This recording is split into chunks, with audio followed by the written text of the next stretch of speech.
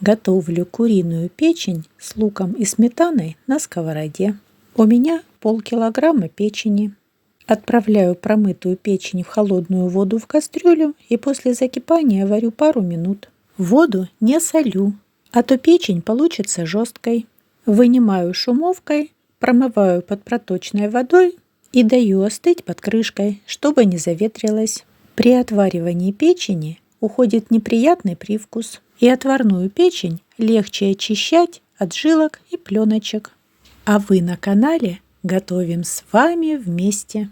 На сковороду наливаю растительное масло и даю хорошо прогреться. А пока каждый кусочек очищенной печени нарезаю на несколько одинаковых частей. И затем отправляю на сковородку. Сразу перемешиваю с маслом. Жарю на среднем огне, чтобы не горело. Жарю несколько минут.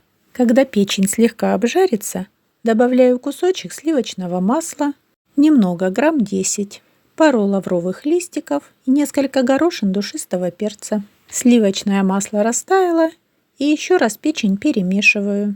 Еще понадобится пару средних репчатых луковиц. Нарезаю четверть кольцами и отправляю к печени на сковородку. Распределяю по поверхности печени и закрываю крышкой. Лук прогрелся, и теперь можно перемешать. Опять накрываю крышкой и готовлю, пока лук не станет мягким. Огонь под сковородкой можно сделать чуть меньше. Лук стал мягким, перемешиваю, добавляю опять температуру и жарю без крышки до золотистого цвета лука. Понадобится пару зубочков чеснока. Натираю на мелкой терке. Лук стал слегка золотистым и добавляю половину чеснока. И хорошенько перемешиваю со всей печенью, чтобы аромат распространился везде. И сразу добавляю сметану, грамм 150-200, лучше пожирнее. И добавляю соль, черный молотый перец и мускатный орех на кончике чайной ложки. И все это хорошо перемешиваю с печенью.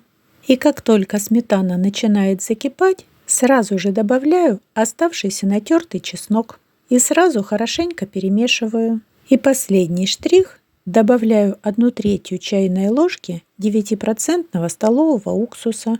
Можно винный, но тогда пол чайной ложки. И тоже сразу хорошо перемешиваю. Сочная, с легкой остринкой печень в сметанном соусе готова. Спасибо за просмотр, приятного аппетита и готовьте с удовольствием.